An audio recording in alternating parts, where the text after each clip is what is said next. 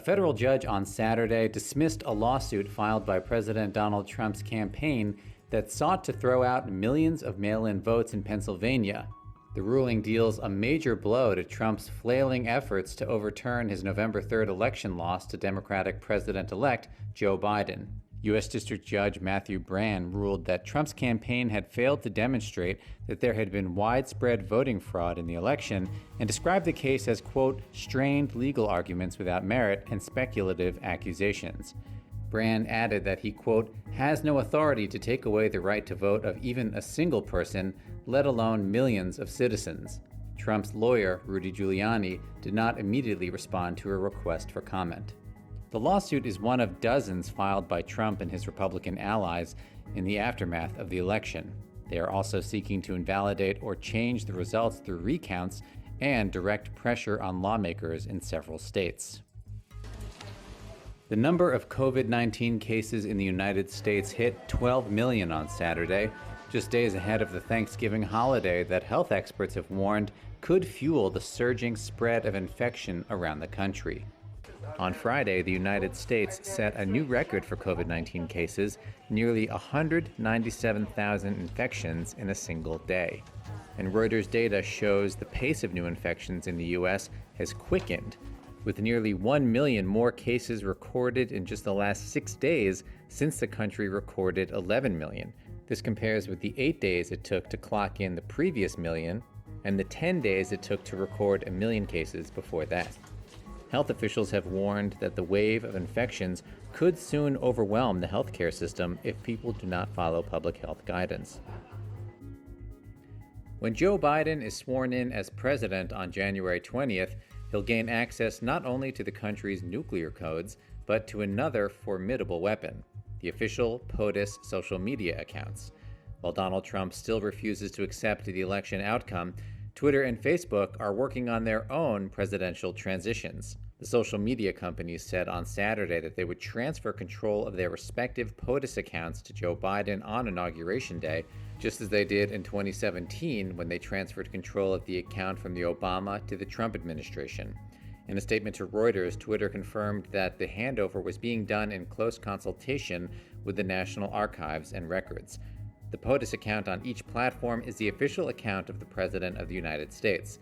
The social media giants will also hand over other institutional handles for the White House, Vice President, and First Lady of the United States on Inauguration Day. Politico reported that Twitter will meet transition officials of Biden and Vice President-elect Kamala Harris in the coming months to discuss the particulars of how the new administration will use Twitter. Palestinian militants fired a rocket into Israel on Saturday night, prompting Israeli airstrikes in the Gaza Strip, Israel's military said on Sunday. There were no casualties reported on either side of the border.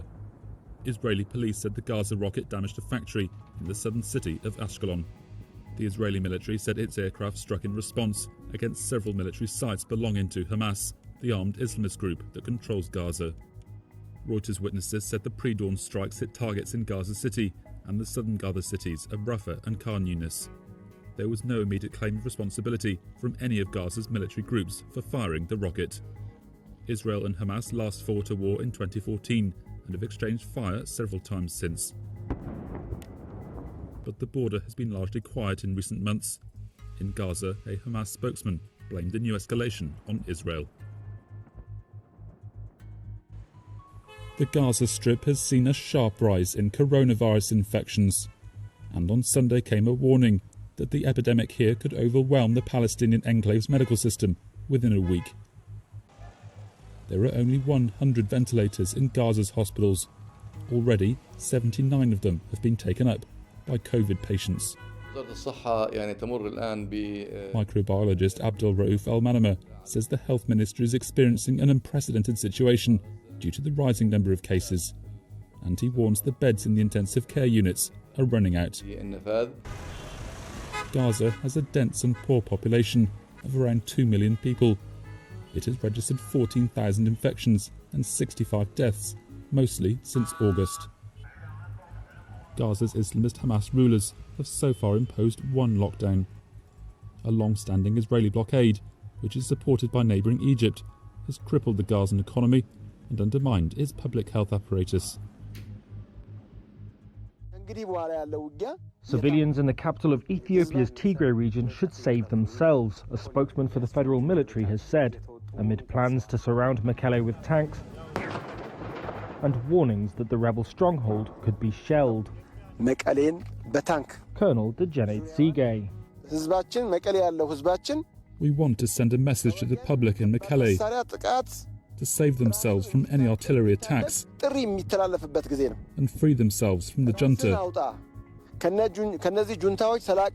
that, there will be no mercy.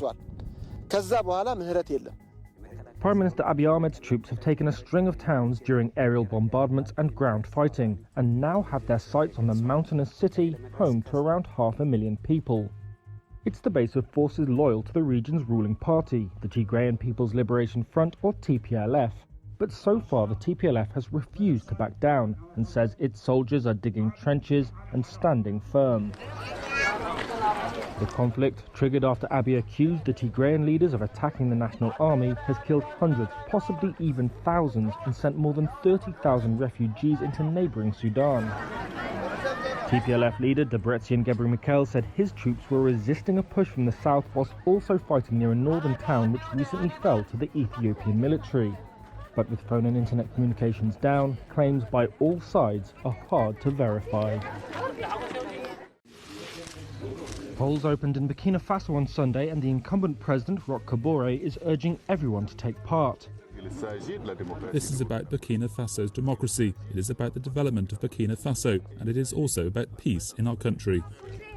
But a lack of peace is the reason not everyone in the West African country can vote. Jihadist violence, which has claimed more than 2,000 lives this year, has rendered parts of the nation ungovernable, and polling stations will not open in hundreds of villages. At least 400,000 people will be unable to vote according to official data, nearly 7% of the electorate. Kabore is seeking a second 5-year term off the back of achievements such as free healthcare for children under 5, but attacks by militant groups linked to Al-Qaeda and Islamic State have eclipsed all else. In a crowded field of presidential candidates, all have put peace and security at the heart of their campaigns. But two of Kabore's opponents stand out: the head of former President Blaise Compaore's party, Eddie Komboigo, and the runner-up in the last election, Zephyrin Diabre. Analysts expect a tight race between these three that could go to a second round, if no candidate wins more than 50% of the vote. G20 leaders will pledge Sunday to ensure poorer countries get access to COVID-19 vaccines, drugs, and tests. A draft G20 communique showed leaders of the world's 20 largest economies will commit to paying for fair distribution around the world and extending debt relief to them. In the draft, the group encouraged multilateral development banks to strengthen their efforts to help countries deal with the health crisis. The leaders, who met virtually this year due to the virus, also pledged to be better prepared for the next pandemic and committed to advancing prevention, detection, and response as well. And as Joe Biden, an avowed multilateralist, gets set to replace Donald Trump in the White House in January, the G20 statement struck a bolder tone on trade, climate change, and the role of the World Health Organization. Trump favored bilateral deals, and he cut support for multilateral institutions. The G20 also said it would pursue a way to tax tech titans such as Google, Amazon, and Apple so they pay their fair share of taxes.